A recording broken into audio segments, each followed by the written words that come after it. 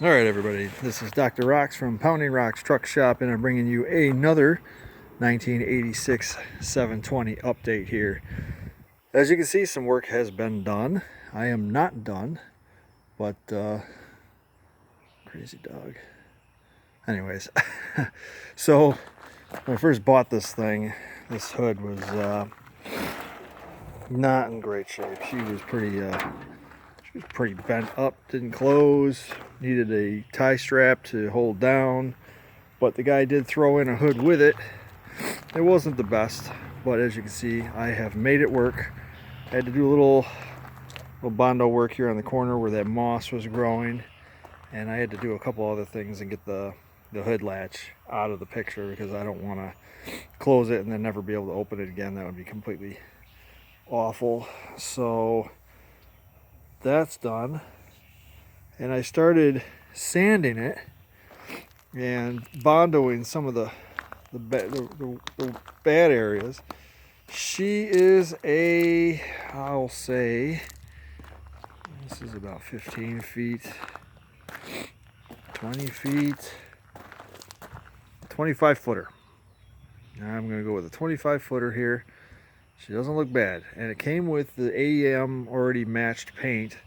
Obviously you can see the color difference because the original color has faded in the sun horribly. But I went through and mixed up some Bondo and filled in some of the worse areas. And I've got rust converter on the other spots right now. But as you can see, I was going to go flat black. I was honestly thinking that I didn't have any paint to match, but I ended up having paint to match. It came with the truck. So yeah, it's not perfect. It is definitely far from perfect. But it is passable enough that I'm looking at it going, all right, at least it's one color. So now I just got to kind of figure out what I want to do with the front section of the truck. And I also got to figure out what to do with the rear section because the tailgate has left a lot to be desired. It's not the worst tailgate on the planet, that's for sure. But I'm going to end up having to take it off and sand it and spray it. And I'm probably going to end up having to go to whoever made those cans of paint and get a couple more cans. I did some rust conversion on this side as well, but this side needs a lot more Bondo work just because there's a big hole here in the fender. I may just try and do the best I can and then see if I can find a set of flares to throw on it and cover it up a little bit. But that's done. I pulled the rear wheels off and I pulled the rear shoes off. Well, I didn't really intend to. Oh my god, whoa, what is wrong with me? Anyways, yeah, I didn't really intend for this to happen. But the truck did come with a new set of rear shoes, so I ended up ordering a set of drums, and the radiator didn't show up today. I was kind of hoping to have that in so I could, run it and get it up to temperature and see what it needed in terms of, obviously if the cooling system's leaking when it gets warm and under pressure. You never know. I have not had this thing up to temperature yet, so this hood, I'm gonna have to, I think I have one, but I have to replace the window washer here in the center. I broke the little tit off there when I took the hose off. The hose didn't reach. So, but yeah, here's my fix here. A little sanding here. Hood pins, both sides. So now I don't have to worry about her flying open going down the road.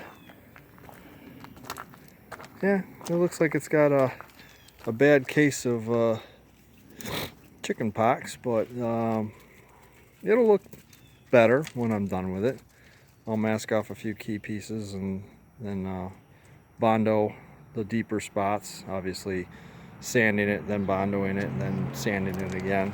But I think that when I'm all done with it, it's going to look decent, and hopefully it drives decent when I'm done with the brakes and everything. I do have, speaking of brakes, I have front pads. These things, the 86 at least, uses the same front pads as the D21 hardbody. So that's a cool thing to know. It does not share the rear brakes with the later hard bodies though, so no dice there. So I got to order rotors. I have pads. I got to order rotors. I have drums coming. I have shoes. I'm just going to go through the electrical and make sure the horn works, make sure all the lights are working. And it does have insurance on it now. I went through Haggerty, and it has historic vehicle insurance on. So I am going to register it as a historic, like the green truck, and probably only drive this thing a few thousand miles a year, no winters. But yeah, that should be fun. I should be able to get a lot done and have a few stories to tell. It's not going to be perfect. It's not intended to be perfect, because this truck over here was never perfect. It actually was pretty beat up even by the time I got my hands on it, which was nice because I didn't feel terrible about using it as a truck. I'm probably not going to beat this thing up the way I beat that one up, but I will be able to drive it in the rain, not feel bad about it. You know, I just touch up a few spots, make it look presentable, and then just drive it, just enjoy.